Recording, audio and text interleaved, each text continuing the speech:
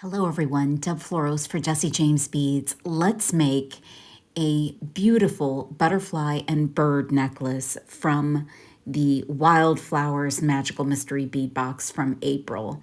Oh my gosh, there are so many things to choose from. I just started to go through some of the mixes and pull out some beads. I definitely knew I wanted to use those butterflies. I was not going to make a bracelet without them. So I pulled the 3 butterflies out and started to kind of see how pieces and parts went together. I love all of the colors, and I knew I wanted to use some of the seed beads as my continuity through the entire bracelet. I found really cool shapes, a lot of really fun colors, and then I just started to string. And those butterflies have some large openings, and they're a little challenging to mix with other beads so that you don't have spaces. So there were 2 really beautiful flower beads that looked great around the center butterfly. And then I used a mix of seed beads and some of the rondelles to add some color, add some texture, and then add in my next butterfly.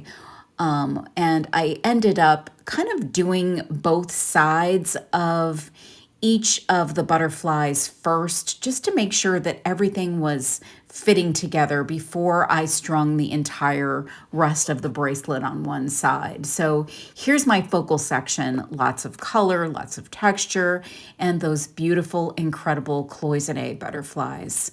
That strand, the Flutter On By strand, is absolutely my favorite. So I used those really cute elongated teardrops. They're very small, and combined them with seed beads. They're sort of the end of the bracelet, so to speak. And so there's so much texture, so much sparkle. And I made sure that this was going to fit on my wrist nicely. And then I grabbed a couple of those beautiful metal bird charms, and I started by adding them on both sides of the bracelet. You end up taking off one of them, you'll see that.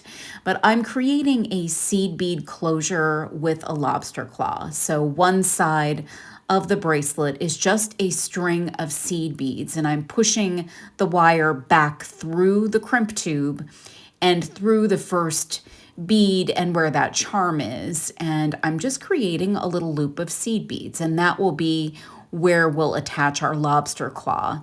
So the continuity of those seed beads is all throughout this bracelet. You'll need to be very careful when crimping when you've got seed beads that close to your crimp tube. Then on the other side, I put on seed beads and the lobster claw, did the same thing, pushed the wire back through and crimped very, very carefully, and made sure that I've got a nice, lovely loop on the other end as well. And there's my 2 birds. I decided to take one off. Not everybody likes 2 charms at the back of the bracelet, but I love the birds and the butterflies together. So much fun. This is by far my favorite bracelet now, and I absolutely love this Magical Mystery Bead Box. You can make this bracelet and use whatever beads you'd like. There's so many options. Thanks for watching.